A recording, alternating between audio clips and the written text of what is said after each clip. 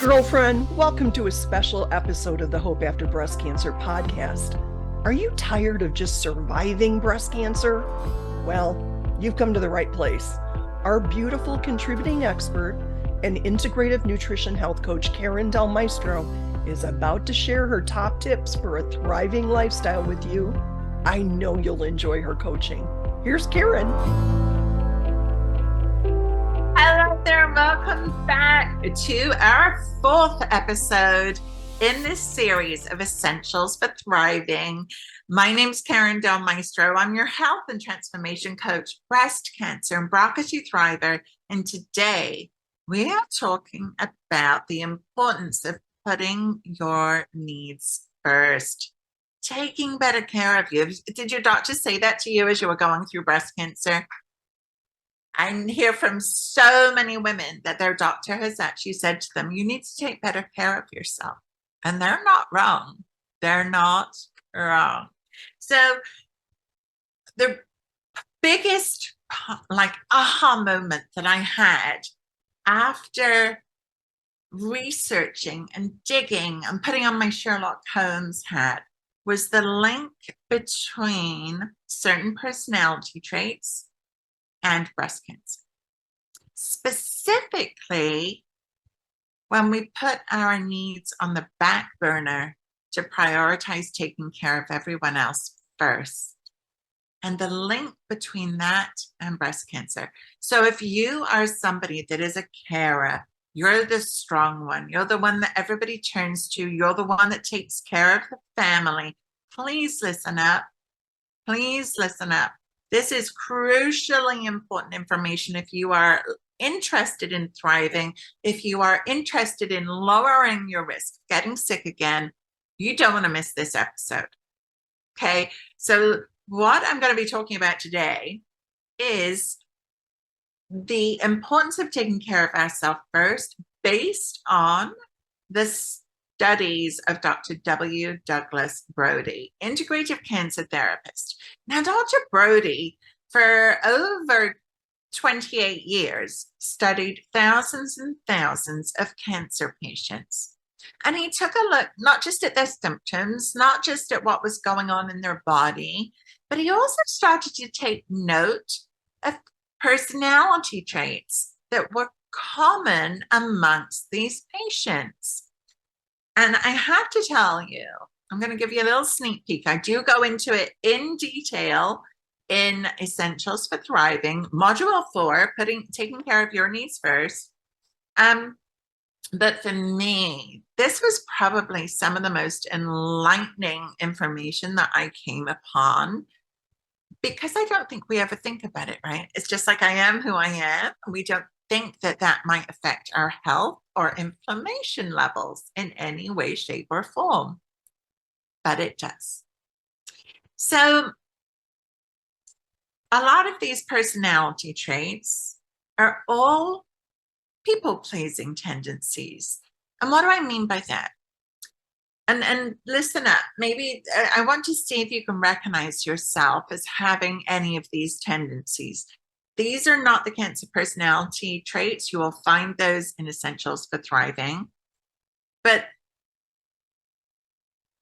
all of those traits are linked to people with these qualities. You want everyone to like you. So you go out of your way to do things to make people like you. You avoid conflict. You like to make sure that everyone around you is happy, focusing on their happiness first, because it's easier, right? You hate to say no. Even when your plate is piled high, you hate to say no. You're always taking on extra responsibility, whether you feel like you have the time and bandwidth or not. Maybe you apologize all the time, even when it's not your fault. You look to others for validation constantly. What should I do? Is this right? Should I do that instead? What do you think? Maybe you're not so good at sharing your feelings because you don't want to hurt anybody else's. So you kind of keep them inside, suck them up, get on with it. Keep yourself busy, distract yourself, throw yourself into work. And maybe you have a hard time taking sick days. So if any of these sound like you, and by the way, that used to be me completely, all of those. I'm what I call a recovering people pleaser. Because I don't believe we ever completely lose that. But I've now learned how to focus on me first instead of that way. And part of that has been I've done even more growth and work on that since getting diagnosed. Now, with regards to the cancer personality checklist, I'm just going to talk about 2 of them. There's actually 7. And as I said, I go into them in more detail in Essentials for Thriving. But one is being highly conscientious, dutiful, responsible, caring, hardworking, and often above average intelligence. Now, if I can tell you, first of all, that definitely describes me, although I'm not so sure about the intelligence part. I'm not saying I'm stupid, but we'll see. But caring, yeah, I care about everybody. Do you care about others? If I can tell you the number of teachers and nurses and coaches and therapists that I work with who are breast cancer survivors, I don't think it's any mistake. Dutiful, responsible, hardworking. Yeah. I used to push and push and push. And it was almost like the harder I pushed, the better I felt about myself. I've learned that since that's not true. It's not true. And the problem is with these things, if you recognize yourself in that at all, when we're operating from that place, we're pouring into others versus ourselves, right? So all of our energy and focus is going elsewhere. And what ends up happening is we end up sucked dry, like we've got nothing else to give, It's like you're trying to juggle a million things and you're not even one of the balls. You're just trying to juggle everybody else's stuff. And when we do that, we end up sucked dry, resentful, angry, bitter. And because we have such a hard time expressing those things, guess what we do? We suck them up. We hold them in our body. If you listen to the previous episode, we talked about managing stress and unhealthier coping mechanisms. And that's what happens when we're doing this. We end up just sucking it up. This is why it's such a huge part of the personality traits for people diagnosed with cancer, because you're not focusing on you, you're focusing on others.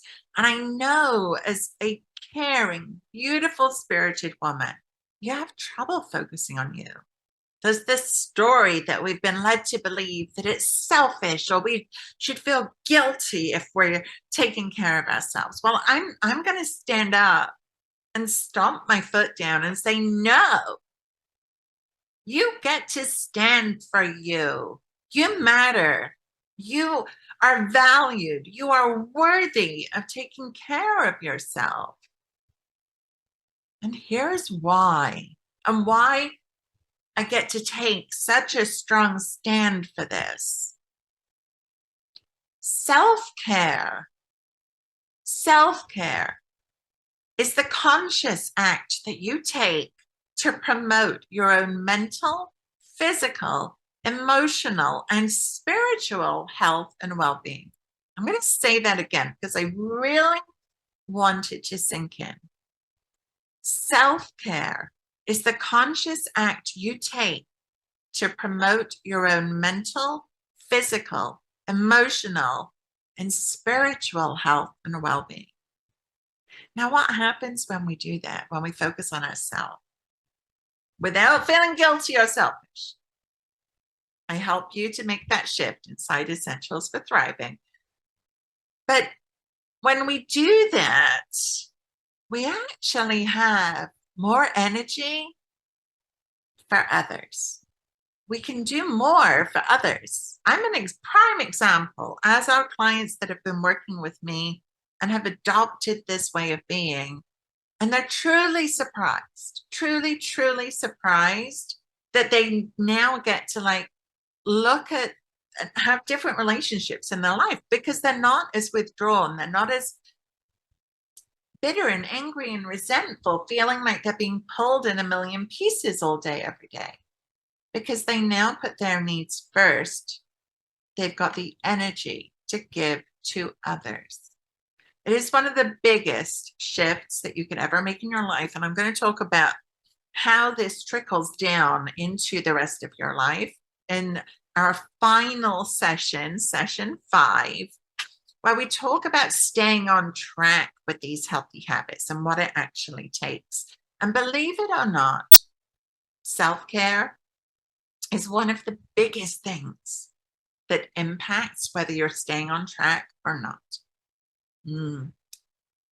We underestimate it, right? We underestimate the power of self-care. And I'm not talking about mani-pedis and massages and things like that, although they are fabulous and I would never say no to them. I'm talking about the stuff, especially the emotional self-care, giving yourself the grace and space to feel your feelings, to work your way through them, to do what you need to do for you so that you can show up differently for others. This is the thing that after 20 years of working in health and wellness, to me, is the one thing that moves the dial.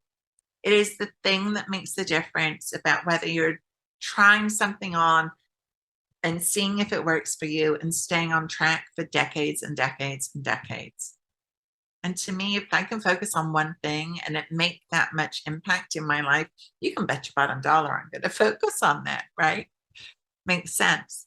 So if you wanted to get the whole cancer personality checklist, find out other ways for you to focus on self-care and taking care of yourself first and why it's so crucially important, please pop on over to Essentials for Thriving. You'll find all about putting yourself first in module 4, and you can find that link in the show notes. And thank you again so much for listening in. Don't forget, I'm going to be joining you for one more session, session 5, and we're going to be talking about how to stay on track with these new habits that you're starting to embrace. And my key for doing that might surprise you. So don't miss the next episode. I will see you then. Thank you so much for joining me. I'm Karin Del Maestro, your health and transformation coach, breast cancer, BRCA thriver, and it's been such a joy to be here and spend this time with you. I will see you in our final episode of this series in episode 5 of Essentials for Thriving. I'll see you over there. Bye for now. Many thanks to the amazing Karin Del Maestro for sharing her Essentials for Thriving tips with our community. This episode is one of 5 Essentials for Thriving podcasts, so check out the other ones too. Please subscribe to our channel so you never miss an episode. We'll see you next time.